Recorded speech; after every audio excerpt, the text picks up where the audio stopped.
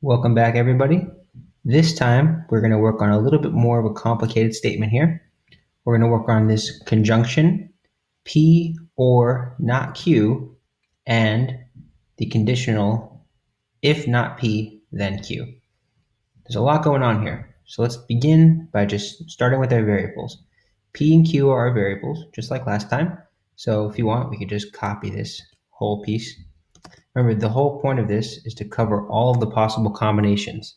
They can both be true, they can both be false, or they can alternate. Okay, so we have not Q and we have not P here. So we need to get those involved, which means we need to get not Q, and we can probably take not P as well, and see where that puts us. Okay, well, not Q is pretty easy to find out. That's just the opposite truth value of Q. So that's false. Let's do capital letters here for consistency. False, true, false, true. Okay. And then this not P, same idea. It's the opposite of P. So false, false, true, true. Okay. Now we have all of the pieces now. Just a matter of getting the actual statements themselves. So P or not Q. Let's take that statement and let's copy it right in. P or not Q. This is a disjunction. And we have this we're going to focus on right here. P, and we're going to focus on not Q. I'm using the colors just to highlight these two variables for this sentence. I'm going to clear them in a moment. So remember, a disjunction is true when one of the disjuncts is true. Okay, so P and not Q, or P or not Q. Well, in this case, it's true because P is true. And in this second case, they're both true, so the sentence is true. In the third case, they're both false, which means the disjunction is false. And finally, false or true, that's actually true because we have this column here, which has a true.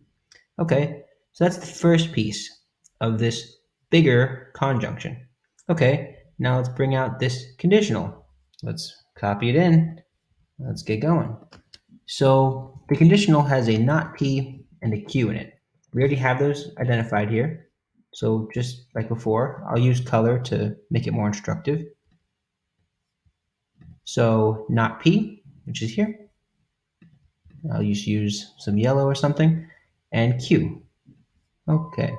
So we have not P arrow or not P horseshoe Q.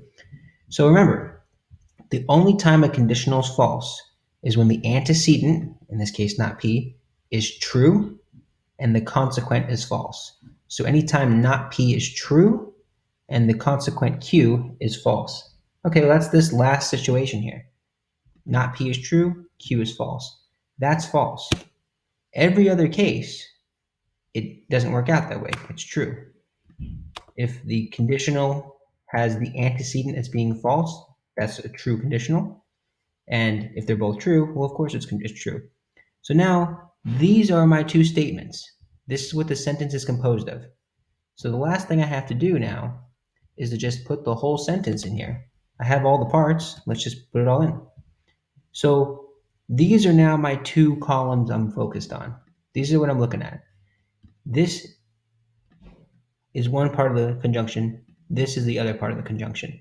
Now remember, for a conjunction to be true, both conjuncts need to be true, which means that this needs to be true and that needs to be true. Well, that's happening in that case. Same with the second case. These two, on the other hand, have alternating truth values, which means that the conjunction is not true. The conjunction is false. So we have false here and false here. That means this is our final answer. This is the final, let's do a nice red, orange, salmon, whatever you want to call it. This is the final answer. We have true, true, false, false. So if you trace it all the way back, that's saying that for this sentence to be true, P has to be true, Q has to be true, P has to be true, or Q has to be false. So really what this is saying is, hey, if P is true, this whole sentence will be true. Oops, this whole sentence will be true. So that's kind of a cool thing to deduce there.